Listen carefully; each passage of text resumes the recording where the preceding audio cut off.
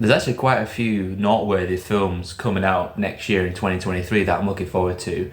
So let's not waste any time with needlessly long intros. Let's just get into the top 10. Starting off at number 10 is Barbie. Yeah, I cannot believe I'm mentioning this film in a most anticipated of the year list. But what can I say? It's actually got some talent behind it, both behind the camera with director Greta Gerwig and in front of the camera with Margot Robbie as Barbie, who just looks perfection as the character.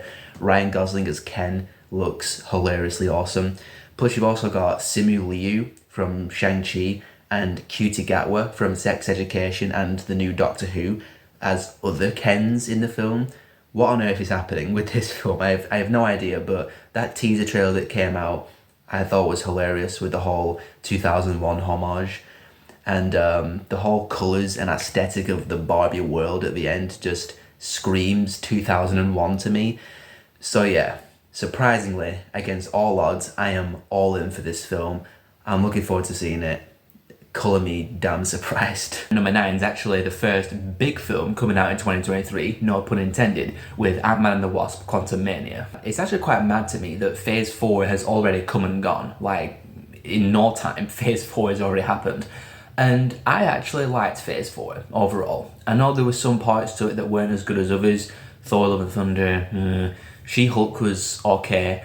But there were some really good parts of Phase 4, I felt. But now Quantumania is going to start Phase 5 in hopefully a really big way. Again, no pun intended with the big stuff.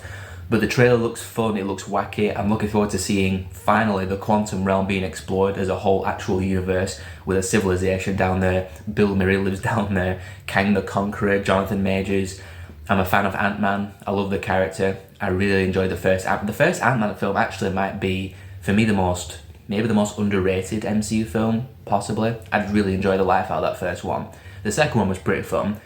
So yeah, Ant-Man 3, it looks like the darkest one of the Ant-Man films as well, so what's not to look forward to? But Quantumania is not my most anticipated MCU film of 2023. That would be number 8, which is of course Guardians of the Galaxy Volume 3. I adored the holiday special, personally. I know it was cheesy and all that, but it worked a lot for me. And it reminded me how much I love these characters.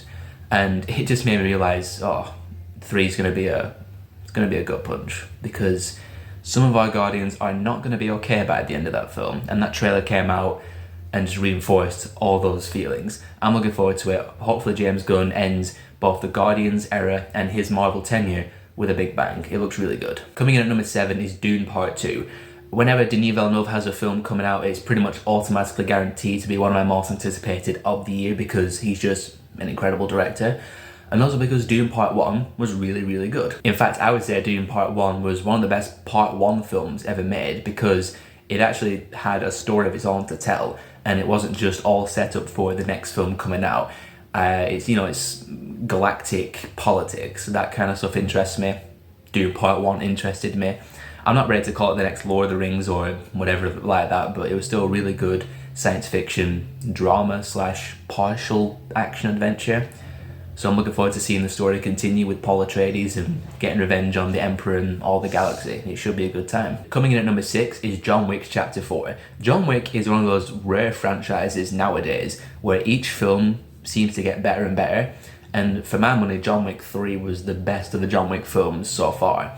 That film was just like the epitome of badass. And I actually only just saw the trailer for Chapter 4 the other day, and I'm like, oh my god.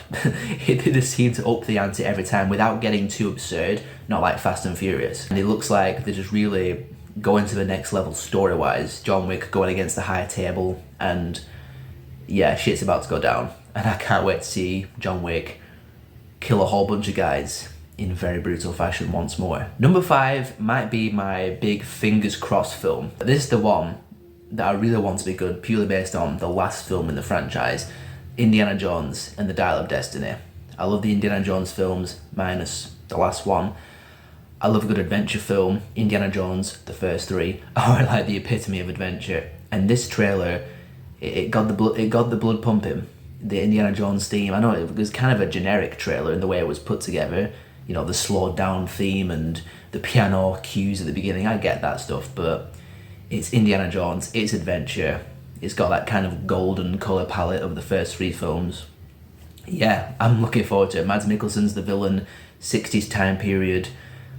I hope it's good. James Mangold's directing it. That's the big thing that's making me hang on for hope, and also because I really enjoyed the trailer, so don't let us down. Coming in at number 4 is Spider-Man Across the Spider-Verse. Into the Spider-Verse remains one of the most surprising films in recent years for me. I genuinely was not looking forward to that film. I thought it was going to be a giant cash grab from Sony because they can't do live action Spider-Man films, so here's a trashy throwaway animated Spider-Man film just so we can make money.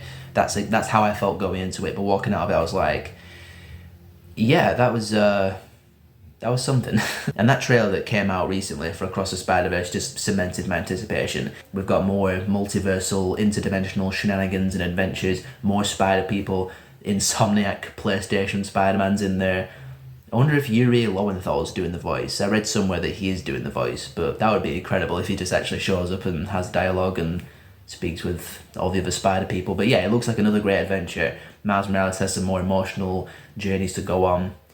Yeah, everything I'm hearing about this film just sounds awesome. But Across the Spider-Verse is not my most anticipated animation of 2023. That honour goes to number 3, which is Pixar's new film, Elemental. The 3 films that Pixar dumped onto Disney+, Soul, Luca and Turning Red, I adored all 3 of those films. So, as far as I'm concerned, Pixar never lost a step. They can still make these really emotional films with these emotional premises and characters and messages with these really fantastical premises like Soul did. So seeing this teaser trailer for Elemental, what is it, water and fire, all the elements living in a city together, and it's like the whole opposites attract thing and how we can all have something in common despite coming from different backgrounds and places.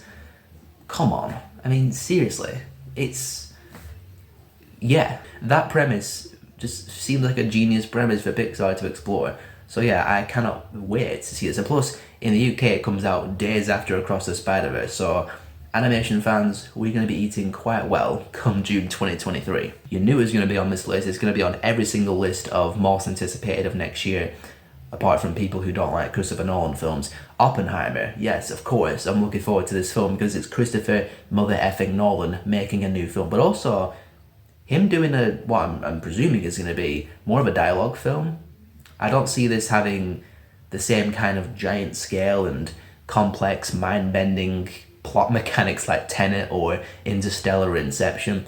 So it's going to be interesting seeing Nolan doing something a bit smaller in scale. Plus the story is fascinating. The guy who pretty much made the first atom bomb, and the cast for this film is insanity. I mean, I'm excited to see a Robert Downey Jr. in a Nolan film. That's a dynamic I never thought I'd see, but I want to see it and I can't wait to see it.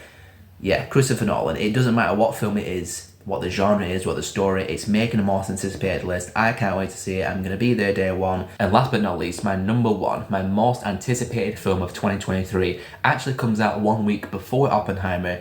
It is absolutely Mission Impossible Dead Reckoning Part 1. Mission Impossible Fallout remains one of the best action films I've ever seen. I remember when I rewatched that film on Blu-ray, I was re-blown away by it, even just watching it at home. And with Top Gun Maverick coming out this past year and just further cementing Tom Cruise's legendary status in recent film history in general, and also all the crazy stunts like that set video of the steam train coming off the cliff and then seeing that in the trailer, and then watching that featurette they put out with Tom Cruise driving the motorcycle off the cliff into the base jump. I don't even know the words, to be honest. I don't know what to say. It's going to be another just awe-inspiring action epic on the big screen. Just to see another giant big screen practical action spectacle like Mission Impossible Fallout again in 2023. Just take my money, Mr. Cruise. I cannot wait to see this on the big screen. It is definitely my most anticipated film of 2023. So those are my 10 most anticipated films of 2023. Let me know yours, and here's to a hopefully great year for films. It's looking good.